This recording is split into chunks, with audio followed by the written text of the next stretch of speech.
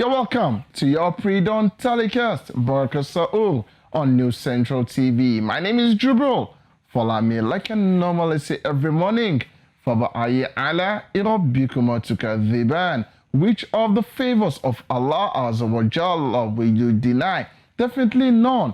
Alhamdulillah, meet indeed on the beautiful day in the month of Ramadan. We hope that you are maximizing every opportunity you have in this blessed month of Ramadan. And on that note, we move straight to our mashallah sisters. I call this Tea Sahur. That's what we call it, mashallah, where you meet Ajia Balkis, Ajia Miriam, and Ajia Miriam. Enjoy this, and I'll be right back.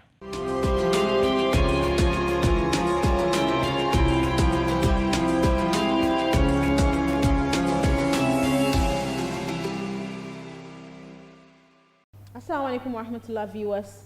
Welcome to Tea Sahur this beautiful morning. It's Balkis and Mariam Thalban and Mariam Sulaiman today again. Assalamu alaikum. Like we're your staple. You're going to be seeing us every Sahur. At least this Ramadan, inshallah. Inshallah. Now today we're going to be talking about postpartum depression. And it's a big topic for us because to a very large extent in African societies, you would find it more denied than claimed or acknowledged. Sorry, acknowledged is the word.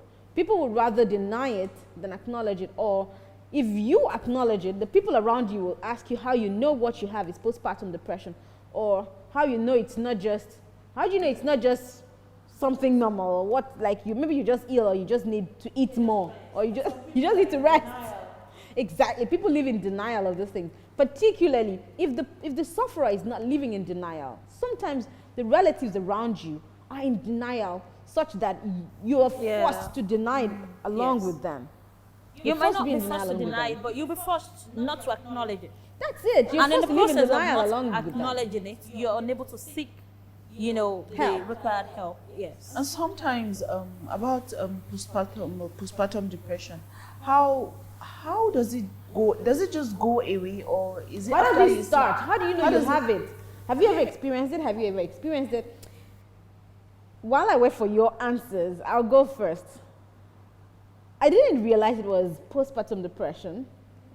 I didn't know what it was called. I just realized that after every childbirth, just days before the akiko holds, just before the naming, the akiko of the baby, I just noticed that I want to be alone. I don't want anybody around me. And usually, I mean, I'm unable to eat. That's a staple with me when I just have a baby. Wow. I'm unable to eat for about a month. Wow. So I'm just taking tea and bread, just tea and bread. And when bread starts to get too much and the in-laws or my parents are like, this is getting too much, then I resort to just tea, or I just go without food. For about a month. For about like a whole month, I won't be able to eat. Wow. And then I realized that I started craving more of my, more of being alone.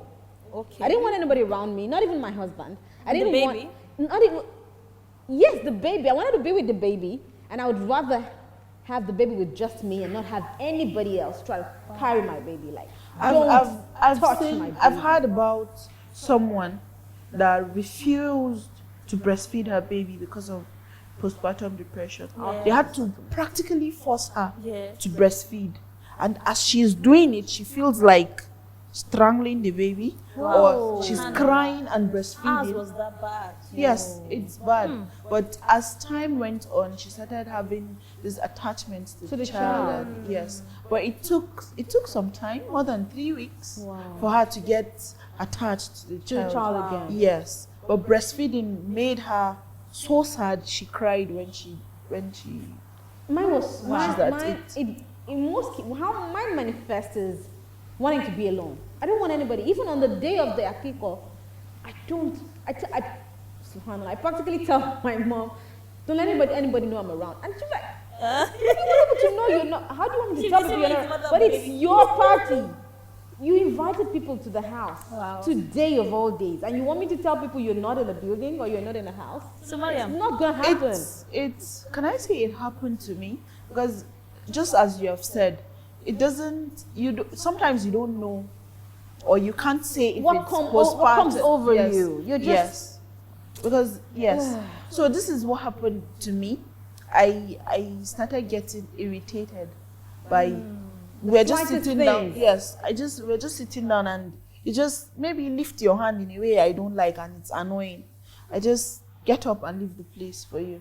Or maybe you come to take my baby from me and I don't want to give it to you. But I have to.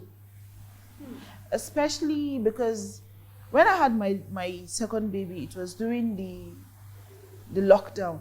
So it made me feel people coming to me as like, I didn't invite you. I didn't agree for you to come. So why are you here? Why are you in like, my home? Seriously, it felt sometimes Invasive. Yes.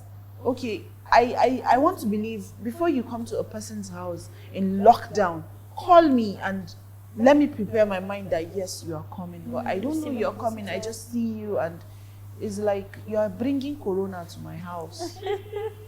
And I don't want to give. Yes, I don't want to give. And that irritated me because there was a lot of people. Then I had to consciously tell myself that people are just coming because they love you. They are happy for you. I had to continue telling myself that. And then sometimes I calmed down. Sometimes I don't know if it showed. And sometimes I just, plus I had a few annoying people around me that time. But I still believe it had to do with what was in my mind. Or I can't say it's depression. I can't say it is not. But Can't put a finger in it. Yes. What That's is, what what it is the felt exact like. cause? Because I'm looking at you. Before we get to the exact cause, let's talk about you. Do you have an experience? Did you feel any sort of lethargy, or did you at any point in time want to stay away from people? I only just got to know about BPD just maybe this year or late last year when a sister who now creates awareness around this postpartum depression. You know, when she puts it up on her status, apparently she had always had episodes and episodes of it. So she started creating this awareness. Nigeria Diary Mom or something like that. She's a Muslim sister. She's one of our sisters, and you know, because she had experienced it, so she knew what it felt like. So she knows firsthand what to talk about. People don't know they even have it. So she decided to create awareness. She held seminars. She wrote a book, as a matter of fact. And then she held seminars. And that was then I was like, so what is this thing? You know, I would follow the status and I would see her narrate some of the ways she felt. Maybe when she was breastfeeding and, you know, she would be crying. Sometimes she doesn't even want to breastfeed the baby. You know, sometimes the baby will be crying and she doesn't even want anything to do with the baby. Exactly. So That also happened to me. That now pricked my attention, and I was like, really? So this is what this thing is. I did not. I don't recall. I had my baby like maybe 8 years ago, so I don't even remember that. Sometimes I don't want to hear the sound of my baby squirm. Ooh. Like I am sleeping, for God's sake. Why are you awake at this time? Okay, and so Alhamdulillah, I've had kids that don't trouble me at night. They let me sleep. But even at that, the baby is sleeping and maybe I'm trying to catch some sleep, and then at the time I want to sleep, that's when you're waking up. With my first baby, it was practically okay, but with my second baby, which I started, oh God, I don't want you to be awake at this time. Why are you awake? Sometimes I allow him to scream to the point of when he begins to cry, then I'll pick him up. So that's a big one. It was when I now saw that thing, and now I was aware. The curiosity was piqued. Exactly. So I now started observing it also, you know, in people around me. It didn't. Okay, so this is what this is called. But does it linger for so long? I did. In some people it In does. some people it does. In some people goes for months. It even creates ripple effect because they start giving the baby, like they want the baby to remain asleep. They don't want to hear the baby cry. And then they give medication. Yes, people do it. And then they start, you know, actively, you know, even sometimes, you know, trying to cover up the baby. Like people, it gets in very I've had a story of a woman that threw her baby into a well. You can imagine. Because the baby was crying and she was she was out of her mind trying to Wow. to Pacify the baby. pacify the baby, stop crying, do this. I She has know done that. everything she thought was possible to her, Wow. and she got tired. And I'm glad we're having this discussion right now because Fortunately, there were out people even around. Me. I just got to know about this thing just late last year or thereabouts. So if you had even gone through it, you probably wouldn't have known. I probably would have known. Although I do not recall instances where maybe my baby was crying because I used to have. Although having people around you still do not, stop you from having. But it reduces the possibility. Exactly, especially when you have enough help. Your baby's crying, your mother is already there to carry the baby for you. A You have your mother-in-law. little one or your mother-in-law that they're ready to pick the baby up and then you're just sleeping. Oh, they're already aware, they come to watch the baby every now and then and they're already aware that, the baby's about to wake up. The mother is just catching sleep, catching up on lost sleep. So I don't want the baby to, and then they give, but for people that practice all this exclusive breastfeeding, it might not be that. You know what just came to my mind? Isn't it possible that having people who have come to your house to help look after the baby, particularly the older ones, who come to your house to look after the baby, and then you have to then look after them? Isn't it possible that this will add to depression for a new mother? Yes. Because you're It's already possible. looking for help. I actually You're have- I needing actually- attention, and then an old person from the family comes and bathes the baby and baths the baby while you are starting with washing and cooking every other hour because they're Yes. old and I need to eat this, I'd like to eat that. And you're constantly in the kitchen when you It's should a be sitting and contributing factor recovering. actually. yes. Yes, I do agree with you. Some of these courses I have been able to, from what the sister always writes about on her status, and I went to read up about it. Sometimes not having the adequate help. You understand? Sometimes when you're not getting enough support or Not getting love or adequate affection rest. from and the rest also.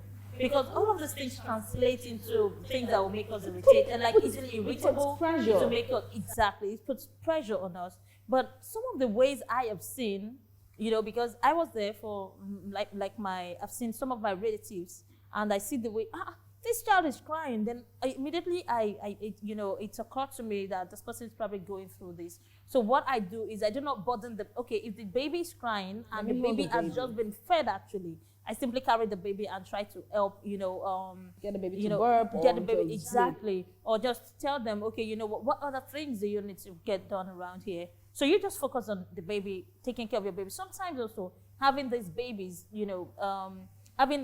still having the older siblings of the baby solely dependent on you. Maybe they're still maybe a year or older than lesser. you. Exactly. That's That a lot also of gets pressure as it's well. yeah. Yes. So all of these things are And if you contributing don't have factors. a husband who is helpful, you see, there's some men who cannot carry babies. Yes. Not because There are men like that. they just think it's a woman thing. You do this. Some people don't even think it's a woman. They don't They even- just don't know how to.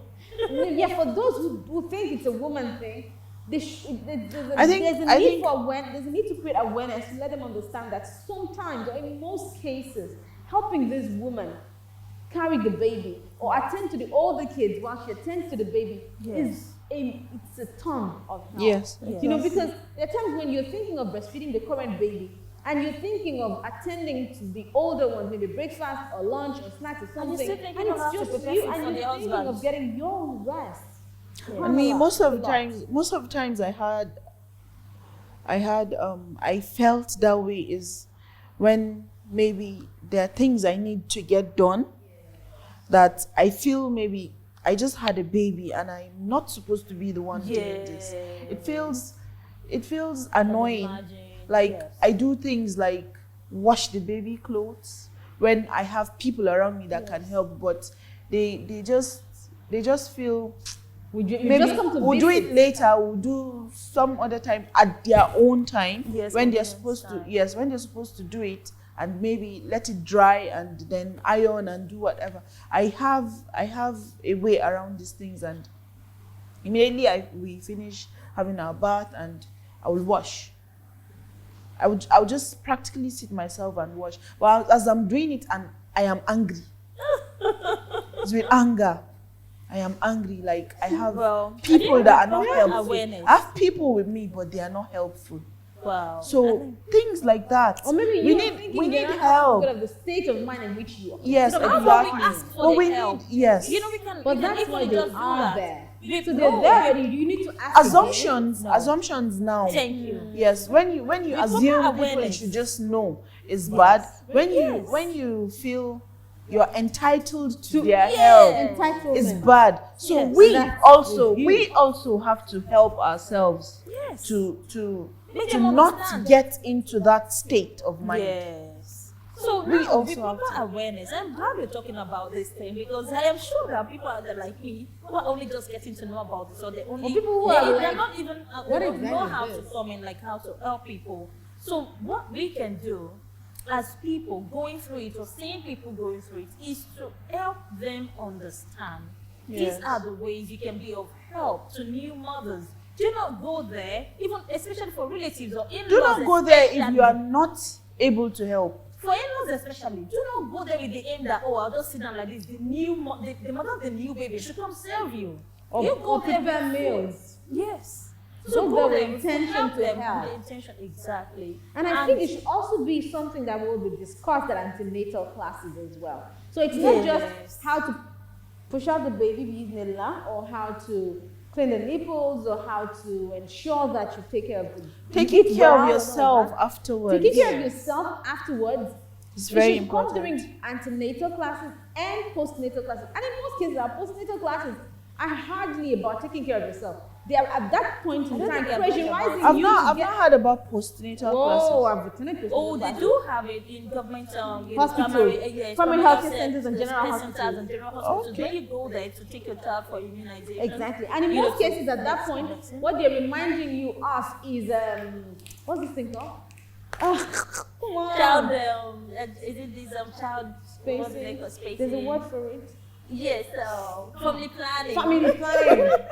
That's the one they never ever forget. You Haja, you should do family planning, otherwise another one is coming in the next 2 months. Like seriously, that's true. Is it going to be your handiwork? I think it's our duty now to ensure that we help enough other women to create understand that awareness. this is actually real. And you know, and these are the ways to help. And also, we should help them seek for the professional care when we see that it is getting severe. Because some people are mild, some are severe, some are just there. Some people is so mild they don't even get to notice. No one notices. Exactly. Yes, and just goes on its own. own. This note, we end today's episode of Tea Sahur.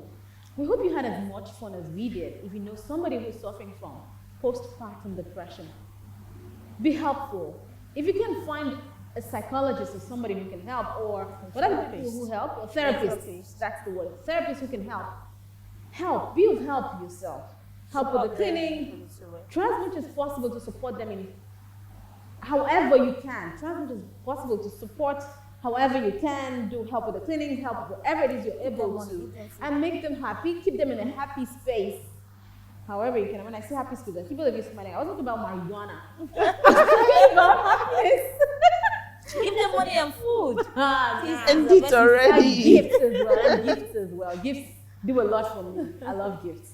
Now, this is what we call it wraps today. Assalamu alaikum wa rahmatullahi wa barakatuh.